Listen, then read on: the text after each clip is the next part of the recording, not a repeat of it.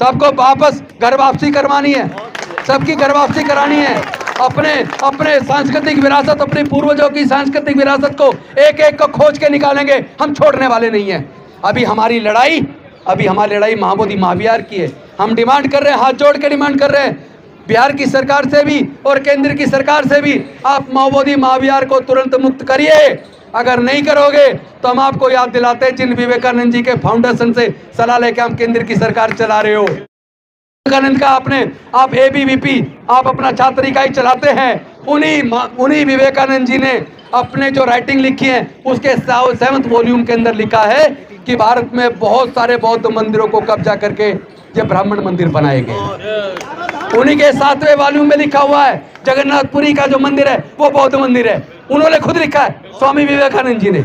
और इतिहास गवाह है, जितने भी पुराने मंदिर जो 500 साल से पहले के बने हुए हैं, आप उनके अंदर जितनी मूर्तियां हैं उसका श्रृंगार उतार कर, उनका श्रृंगार गहने उतार कर देखिए तो उसके अंदर केवल और केवल बुद्ध निकलेंगे।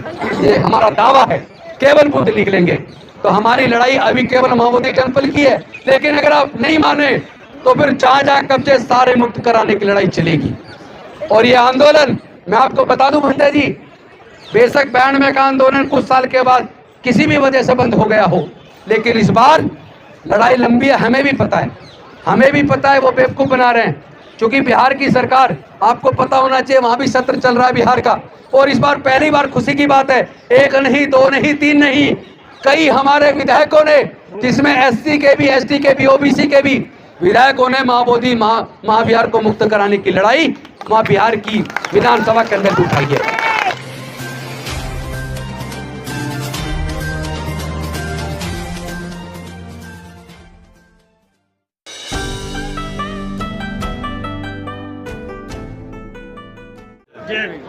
साथियों, आपको पता होगा कि जब भारत में अंग्रेजों का शासन था,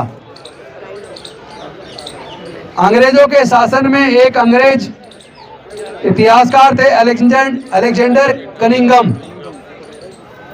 उन्होंने जब फाहियान ह्वेनसांग और त्सिंग, इन सब के द्वारा जो बौद्ध साहित्य लिखा गया, बौद्ध इतिहास खोज के जो लिखा, उसको पढ़ने के बाद उन्होंने भारत में पूरे बौद्ध विरासत को खोजना शुरू किया।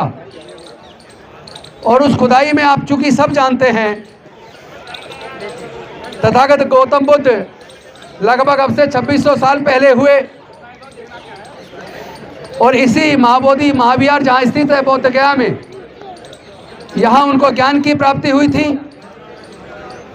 सम्राट अशोक ने उनकी याद में वहीं पर महाबोधि महाविहार का निर्माण कराया था।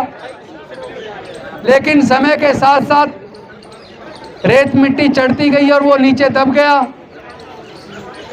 लेकिन आपको पता है कि चीनी यात्री फाहियान ह्वेनसांग त्सिंग ये भारत में आए थे। इन्होंने अलग अलग समय पर अलग अलग काल में आए और इन्होंने पूरे भारत का भ्रमण किया और बौद्ध साहित्य को जितना हो सका उतने बौद्ध साहित्य को वो लोग चाइना के अंदर लेकर गए। भैया डिस्टर्ब कर रहे हैं लोग, डिस्टर्ब ना करें प्लीज, आपस में बात रखें। हाँ भाई, हेलो भैया, जरा बात मत करो, थोड़ा चुप रहिए, डिस्टर्ब हो रहा है आपका। चुप हो जाओ सारे। तो आप सबको पता है कि वो जो साहित्य जो जला दिया गया, जो ब्राह्मणों ने 84,000 बौद्ध मठ तुड़वाए, बौद्ध स्तूपों को ध्वस्त किया, शिलालेखों को ध्वस्त किया, हजारों बौद्ध भिक्षुओं की हत्या कराई। लेकिन समय के साथ साथ मिट्टी के अंदर वो बौद्ध विरासतें नीचे दब गई। लेकिन जब अंग्रेजों का शासन आया और वो सारा साहित्य, बौद्ध साहित्य जो भारत से खत्म कर दिया गया था, वो बौद्ध साहित्य चीनी यात्रियों के द्वारा सुरक्षित रखा गया तिब्बत के अंदर, चाइना के अंदर। और उसका अध्ययन करने के बाद अलेक्जेंडर कनिंघम जी ने जब भारत में उस विरासत को खोजना, तो जगह जगह बुद्ध के अवशेष निकलने शुरू हो गए। और इस बिहार की धरती बौद्ध गया के अंदर ये महाबोधि टेम्पल मिला, लेकिन मिलने के बाद वहां पर भी ब्राह्मणों ने कब्जा कर लिया। श्रीलंका से, आपको सबको पता होगा, श्रीलंका से क्या नाम था उनका, अनागारिक धम्मपाल, वो आए और उन्होंने वहां उसको ब्राह्मणों से मुक्त करके, चूंकि वो बौद्ध विरासत है, बौद्धों को सौंपने के लिए आंदोलन चलाया। उस आंदोलन में ये 1891 की बात है, 1891 की बात है। उस आंदोलन में उनके ऊपर हमले हुए, 40 लोगों ने आके हमला कर दिया। जो बौद्ध लोग वहाँ धरना कर रहे थे, कईयों को चोटें आई, अनागरिक धम्मपाल जी को भी चोट आई। उसके अंदर मुकदमा भी दर्ज हुआ। ये आंदोलन चलता रहा। 1922 के अंदर कांग्रेस का एक सम्मेलन हुआ, अधिवेशन हुआ। कांग्रेस के उस सम्मेलन में जब इसकी डिमांड उठी महाबोधि टेम्पल की मुक्ति की, तो उन्होंने राजेंद्र प्रसाद जी के नेतृत्व में कमेटी का गठन किया। उस कमेटी में जाकर उसकी पूरी जांच पड़ताल की, लेकिन चूंकि उसके अंदर, कमेटी के अंदर बौद्धों का प्रतिनिधित्व नहीं था, तो वो रिपोर्ट उनके फेवर में बना दी गई, जिसका भरपूर विरोध किया गया। लेकिन उसके बाद भारत की सरकार ने अंग्रेजों से आज़ाद होने के तुरंत बाद 1949 में Mahabodhi temple management committee act 1949 ये एक्ट बनाया, और उस एक्ट के अंदर ये व्यवस्था की कि इसके 8 सदस्य होंगे, 4 सदस्य ब्राह्मण होंगे, 4 सदस्य बौद्ध होंगे, और उसका चेयरमैन वहाँ का डीएम होगा। और उसमें भी यह था कि वो डीएम हिंदू होना चाहिए। तो ये लड़ाई चलती रही, अलग अलग समय पर चलती रही। 1992 में फिर ये लड़ाई बहुत बड़ी हो गई, और इसी जंतर मंतर पर जापान के भिक्खु बनते सुरई ससाई जी, जो नागपुर के अंदर इंदौरा में बौद्ध विहार में हैं, अब काफी वृद्ध हो गए हैं, उन्होंने 1992 में बहुत बड़ा आंदोलन दिल्ली के अंदर चलाया, और हम लोग उस आंदोलन में लगातार शरीक रहे। 6-7 महीने तक यह धरना चलता रहा, और उस वक्त लालू प्रसाद यादव मुख्यमंत्री हुआ करते थे बिहार के। वो भी यह धरना स्थल पर आए, और उन्होंने भी प्रॉमिस किया कि हम इसका समाधान करेंगे। इस लंबे आंदोलन के बाद हुआ ये कि उसमें 4 जो बौद्ध भिक्खु, जो बौद्ध लोग मेंबर थे, तो जो आंदोलन कर रहे थे, उनमें से ही 4 बौद्ध भिक्षुओं को उसमें सदस्य बना दिया गया, और बनते सुरई ससाई जी को अल्पसंख्यक आयोग का मेंबर बना दिया गया। और इन लोगों को प्रॉमिस किया कि हम धीरे धीरे इसका समाधान करेंगे। तो जिन बौद्ध भिक्षुओं को मेंबर बनाया, या वहाँ सेक्रेटरी बनाया, या अल्पसंख्यक आयोग का मेंबर बनाया, उन सब के साथ भी धोखा हुआ। मैं नहीं चाहूँगा इस बारे में यहाँ कोई बात हो कि पैसे का गबन क्या हुआ क्या नहीं हुआ, क्योंकि जितने भी आंदोलन चलते हैं, उन आंदोलनों में एक आध आदमी खराब हो सकता है, उसका जिक्र करके हम अपने आंदोलन को खराब नहीं कह सकते। आंदोलन कभी खराब नहीं होता, आंदोलन कुर्बानी मांगता है।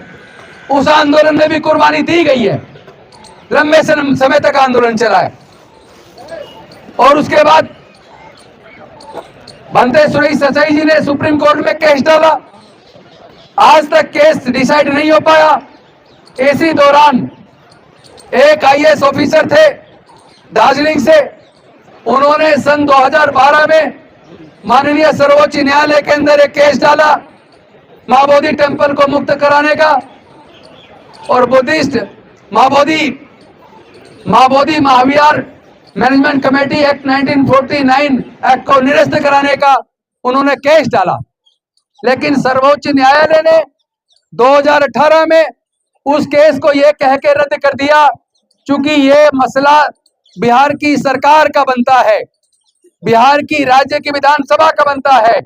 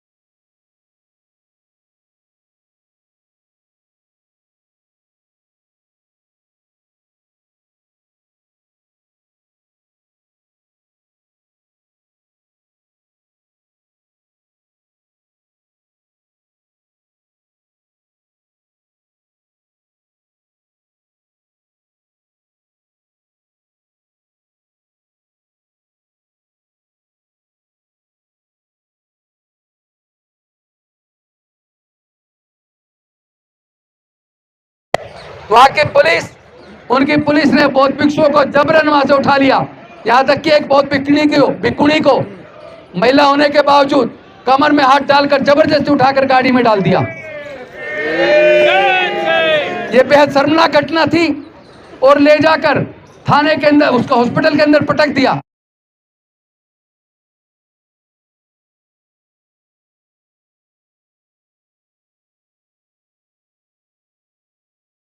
जगह दे दी कि आप अपना प्रदर्शन यहां कीजिए। लेकिन मैं आपको बता दूं, जो 1992 का आंदोलन था, आंदोलन बहुत जबरदस्त था, बहुत बड़ा था, लेकिन उस वक्त सोशल मीडिया नहीं होता था। और देश का जो मुख्य मीडिया है, चाहे वो इलेक्ट्रॉनिक मीडिया हो चाहे प्रिंट मीडिया हो, आप सबको पता है वो कभी भी इस देश के दलितों की, पिछड़ों की, वंचितों की, आदिवासियों की और अल्पसंख्यक समाज के मुद्दों को कभी हाईलाइट नहीं करता, कभी उनको कवरेज भी नहीं करता। मैं तो आह्वान करना चाहता हूं इस देश के दलितों से, इस देश के पिछड़ों से, इस देश के आदिवासियों से, इस देश के अल्पसंख्यकों से, वो देश का मुख्य मीडिया, चाहे वो इलेक्ट्रॉनिक मीडिया हो चाहे प्रिंट मीडिया हो। अभी आपने देखा होगा 3 दिन पहले कैलिफोर्निया के अंदर जो गुजराती समाज के लोगों का वहां पर एक मंदिर है, उस मंदिर में बेइज्जती की गई। तो यहाँ पूरे भारत के मीडिया ने उसको कवर किया, अखबारों में छापा।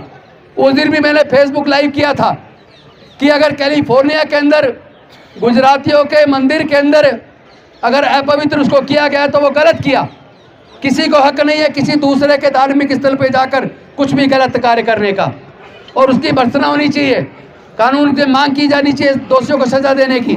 लेकिन ये कैसा मीडिया है कि कैलिफोर्निया, अमेरिका की कैलिफोर्निया के अंदर मंदिर में हुई घटना को आप कवर कर रहे हो, और यहाँ हमारे पूरे दुनिया के बौद्धों की आस्था का केंद्र माँ बोधि महाविहार, जहाँ तथागत बुद्ध को ज्ञान की प्राप्ति हुई थी, उसका आंदोलन पूरे देश में चल रहा है। अमेरिका के अंदर, इंग्लैंड के अंदर, जर्मनी के अंदर, फ्रांस के अंदर, तमाम देशों में भी बौद्ध लोगों ने, अम्बेडकरवादियों ने माँ बोधि टेम्पल की मुक्ति का आंदोलन वहाँ किया है। और भारत के कोने कोने में, चूंकि आप सोशल मीडिया से देख पा रहे होंगे, भारत के लगभग सभी राज्यों में माँ बोधि महाविहार को मुक्त कराने का आंदोलन चल रहा है। लेकिन